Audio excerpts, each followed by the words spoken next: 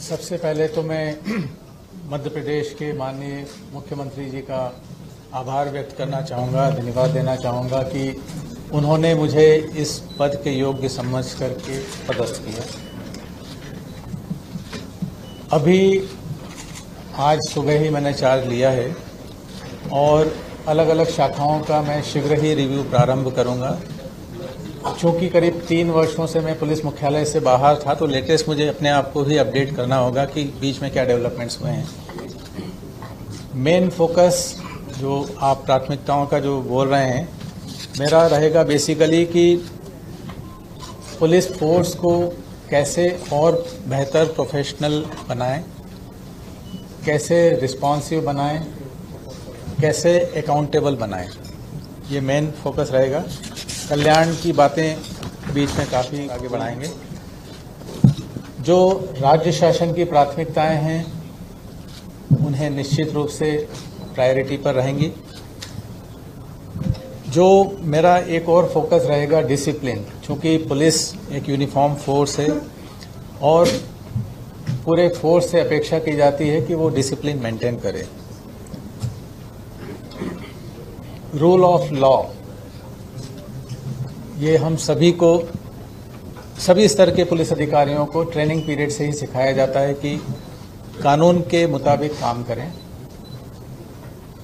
प्राथमिकताओं में जब हम देखते हैं तो आगे आने वाले समय में सिंहस्थ 2028 जो उज्जैन में आयोजित होगा, वो एक मेगा इवेंट है और बहुत बड़े पैमाने। अभी 2 वर्ष पूर्व ही उज्जैन में महाकाल लोक कॉरिडोर का माननीय प्रधानमंत्री जी ने उद्घाटन किया था। इसके बाद धार्मिक श्रद्धालुओं में बेतहाशा वृद्धि हुई है।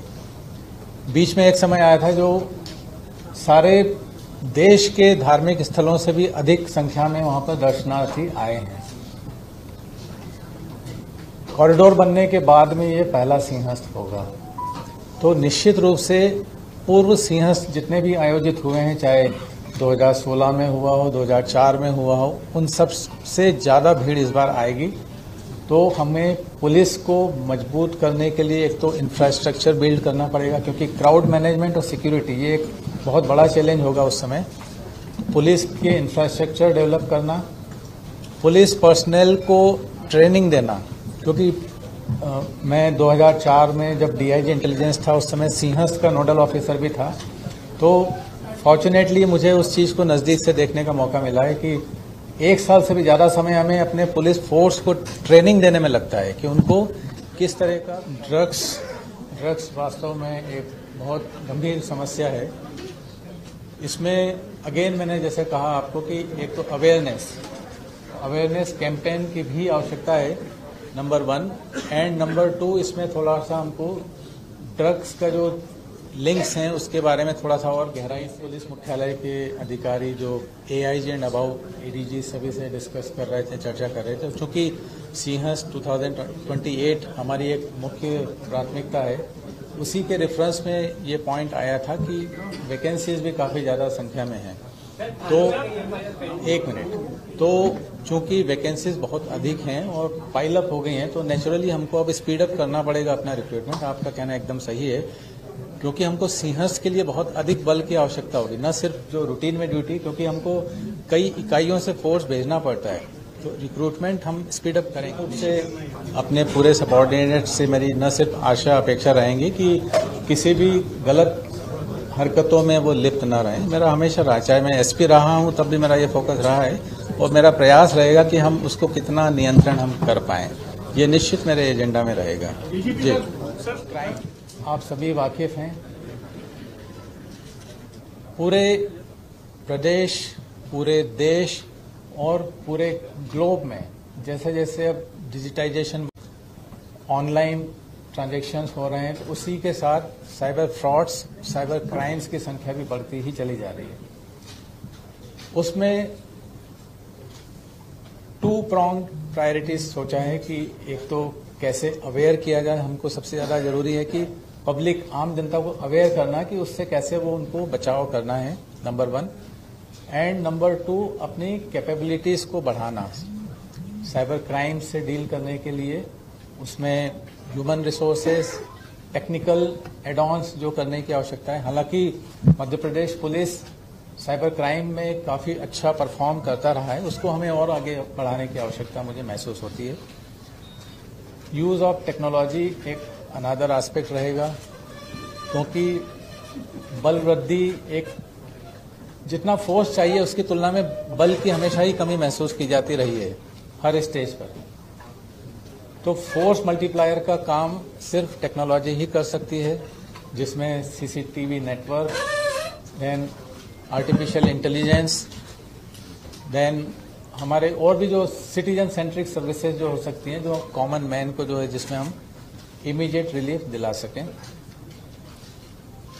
एक फोकस और रहेगा, क्योंकि पुलिस स्टेशन हमारा मेन जो आम जनता से जुड़ाव रहता है, मेरा प्रयास रहेगा, कोशिश रहेगी कि वहां पर जनता को सुनवाई हो और पुलिस रिस्पॉन्ड करे।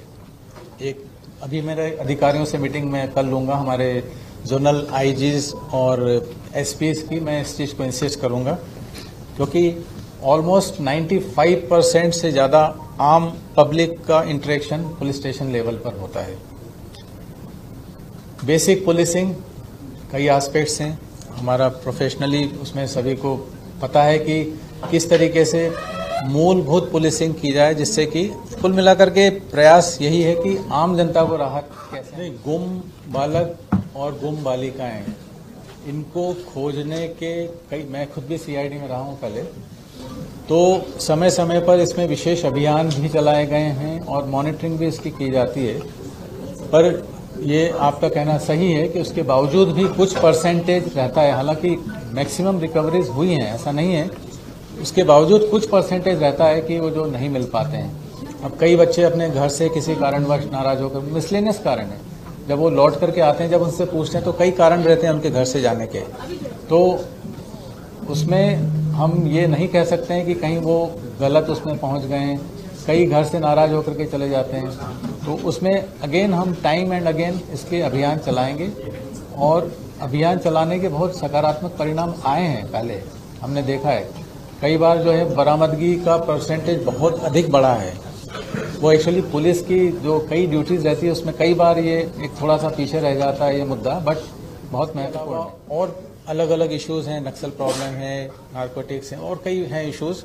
फिर ट्रैफिक एक ऐसा विषय है, यातायात सुरक्षा, जो हर किसी को अफेक्ट करता है।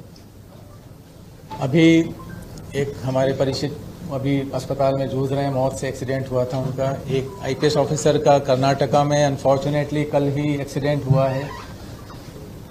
कैसे यातायात सुरक्षा को और मजबूत किया जाए, उसके लिए अवेयरनेस, जो भी इंजीनियरिंग डिज़ाइंस वगैरह दूसरे डिपार्टमेंट से कोऑर्डिनेट करके, और इम्प्लीमेंटेशन। मेन आज की डेट में अगर हम देखते हैं तो मर्डर से भी ज़्यादा दुर्भाग्यवश जो जान जा रही हैं वो रोड एक्सीडेंट से जा रही हैं। तो मेरा एक फोकस यातायात सुधार पर भी मेरा रहेगा। इसके अलावा ट्रेनिंग अलग अलग एस्पेक्ट्स की, तो ये मतलब मोटे तौर पे कहें तो ये 8-10 मेरे अभी माइंड में आए। बाकी मैं अब जैसे जैसे अलग अलग ब्रांचेस का रिव्यू करूंगा तो मुझे उसमें और जो लगेगा कि इसमें और हमको फोकस रखना चाहिए। मोटे तौर पे मैं जो ज्वाइन करने के पहले जो मुझे लगा वो मैंने कुछ